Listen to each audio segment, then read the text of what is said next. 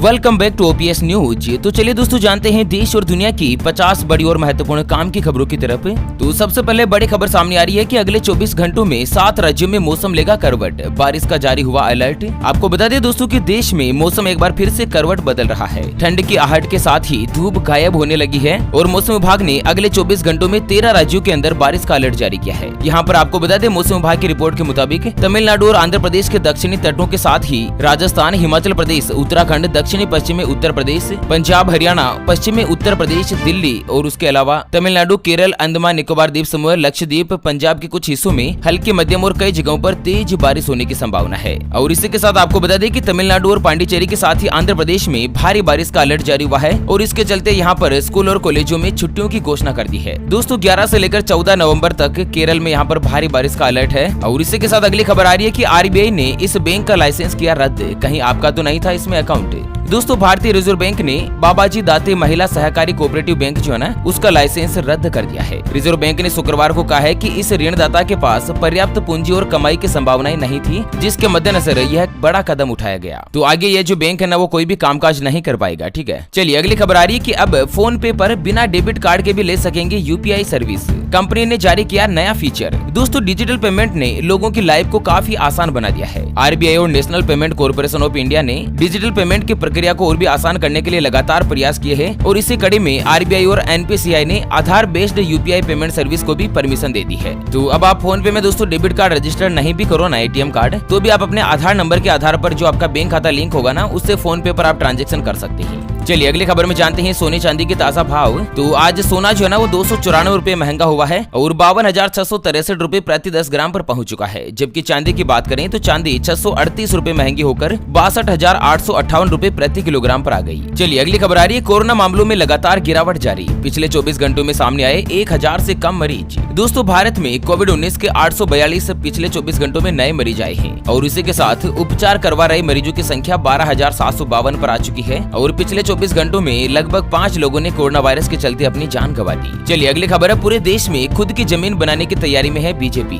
2024 लोकसभा चुनाव तक हर राज्य और जिले में खुद का ऑफिस बनाएगी पार्टी। राजस्थान से अरुण चतुर्वेदी रहेंगे कमेटी में। तो दोस्तों दुनिया की सबसे बड़ी राजनीतिक पार्टी बन चुकी बीजेपी अब देश भर के हर हिस्से में अपनी जमीन बनाने में जुट गई है। बीजेपी अब देश के तमाम राज्य, केंद्र शासित प्रदेश और उनके हर एक जिले में अपने खुद के ऑफिस बनाने की तैयारी कर रही है, जिससे 2024 का जो लोकसभा चुनाव होगा ना उसमें कंपनी अच्छी तरह से प्रचार प्रसार कर सके, उसी के रिगार्डिंग इस तरह का कुछ बड़ा फैसला लिया है। चलिए अगली खबर आ रही है उत्तर प्रदेश से कि देश विदेश में खादी का चेन आउटलेट खोलिए, योगी सरकार देगी 12 करोड़ रुपए तक अनुदान। तो उत्तर प्रदेश की जो योगी आदित्यनाथ सरकार है ना उसने रोजगार बढ़ाने के लिए उत्तर प्रदेश वस्त्र और गारंटी पॉलिसी के अंतर्गत कुछ खास प्रावधान किए हैं। इसके अनुसार अब पूरे देश और दुनिया में कोई भी खादी का चेन आउटलेट खोलने पर काम करता है ना तो उत्तर प्रदेश की सरकार उसको अनुदान देगी। और साथ ही अगली खबर है कि योगी आदित्यनाथ सरकार की अब रिश्वतखोरों पर पेनी नजर, खुलेगी 8 नई एसीओ यूनिट। तो उत्तर प्रदेश की जो सरकारी डिपार्टमेंट है ना उसमें भ्रष्टाचार इतना ज्यादा बढ़ चुका है, उसी के ऊपर कड़ाई से अंकुश लगाने के लिए योगी सरकार ने एक और बड़ा और अहम फैसला किया है। अब रिश्वतखोरों पर पेनी नजर रखने के लिए सभी मंडल में भ्रष्टाचार निवारण संगठन की यूनिट स्थापित की जाएगी और इसके लिए 8 नए यूनिट के गठन के प्रस्ताव को भी मंजूरी मिल गई है। और साथ ही अगली खबर है सुप्रीम कोर्ट का अहम फैसला,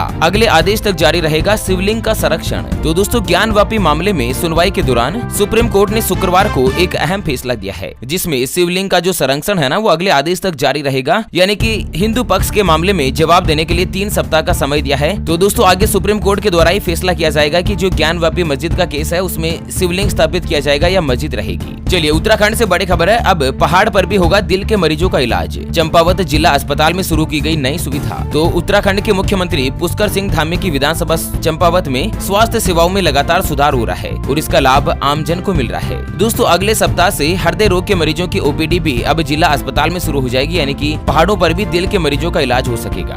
और साथ ही अगली खबर है सरकारी विभागों में बायोमेट्रिक हाजिरी नहीं लगाने वाले कर्मचारियों को अब नहीं मिलेगा वेतन। डीडीओ ने सख्त कर दिया निर्देश।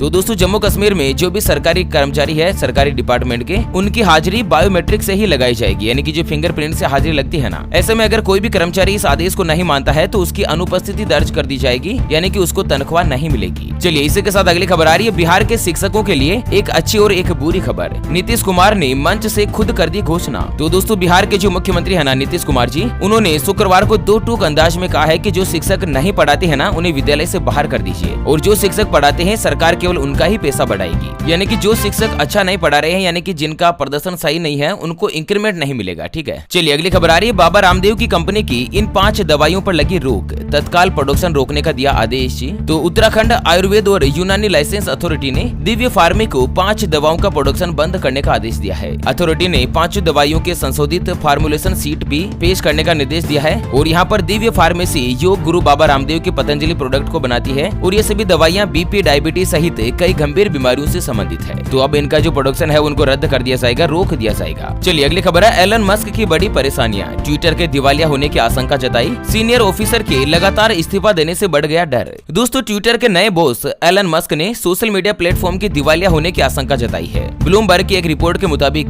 दुनिया के सबसे अमीर आदमी एलन मस्क ने ट्विटर के कर्मचारियों से कहा है कि कंपनी के दिवालिया होने की संभावना से इनकार नहीं किया जा सकता।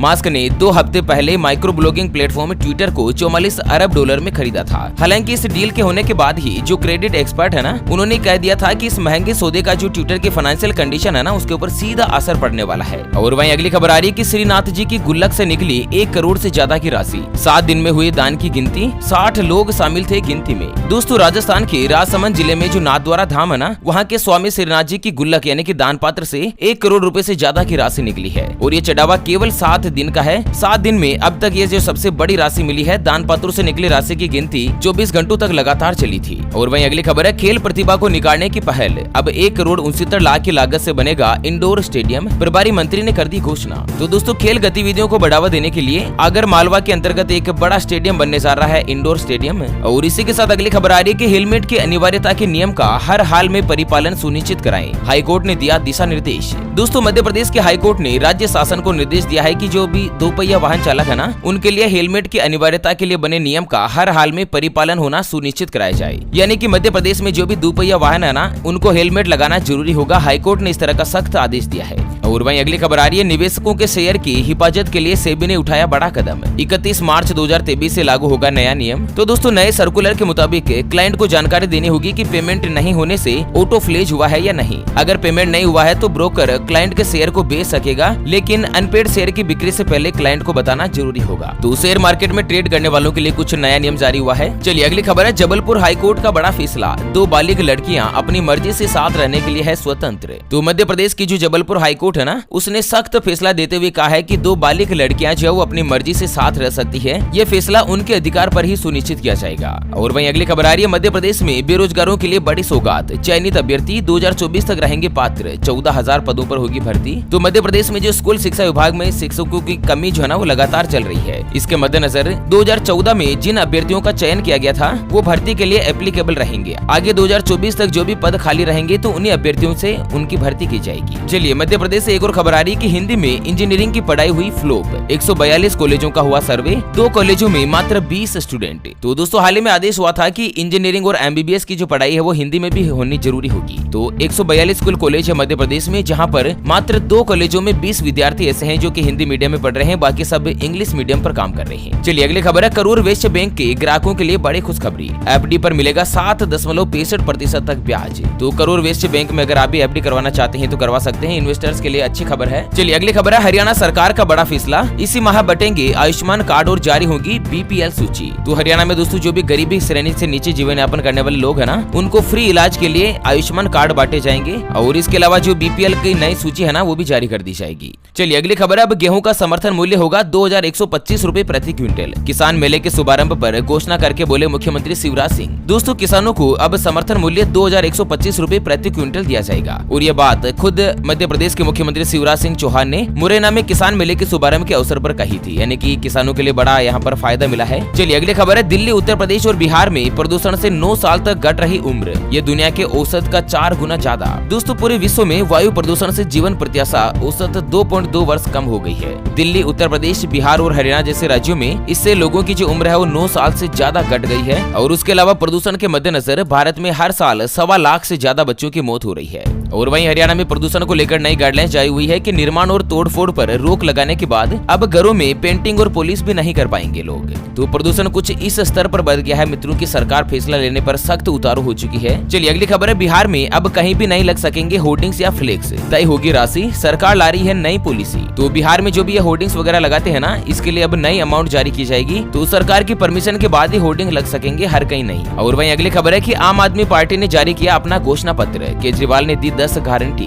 दिल्ली से खत्म कर देंगे तीनों कूड़ों के पहाड़। तो आम आदमी पार्टी ने मित्रों क्या है ना कि दिल्ली में कूड़े के पहाड़ को खत्म करने का ऐलान किया है, वसूली बंद करने के लिए घोषणा करी है, पार्किंग की समस्या खत्म कर दी जाएगी, आवारा जानवरों का समाधान किया जाएगा और 72 सड़कें और गलियां बनाई जाएगी, शिक्षा व्यवस्था और भी ज्यादा अच्छी बनाई जाएगी, स्वास्थ्य के ऊपर ध्यान दिया जाएगा, सुंदर सुंदर पार्क बनाए जाएंगे, लोगों को समय पर वेतन मिलेगा और व्यापारियों की जो भी समस्या है ना उससे छुटकारा पाया जा सकेगा। ओके फ्रेंड्स, तो इसी के साथ आज के मुख्य समाचारों के अपडेट बुलेटिन को फिलहाल के लिए यहीं पर देते हैं विराम। वीडियो को लाइक कीजिएगा, शेयर कीजिएगा दोस्तों अपने मित्रों के साथ फेसबुक और व्हाट्सएप के ग्रुप में, और हाँ, चैनल को सब्सक्राइब नहीं किया है तो जल्द से जल्द कर लीजिएगा। चलिए फिर से होंगे हाजिर एक और नई और काम की जानकारी के साथ, तब तक के लिए जय हिंद, जय भारत, वंदे मातरम।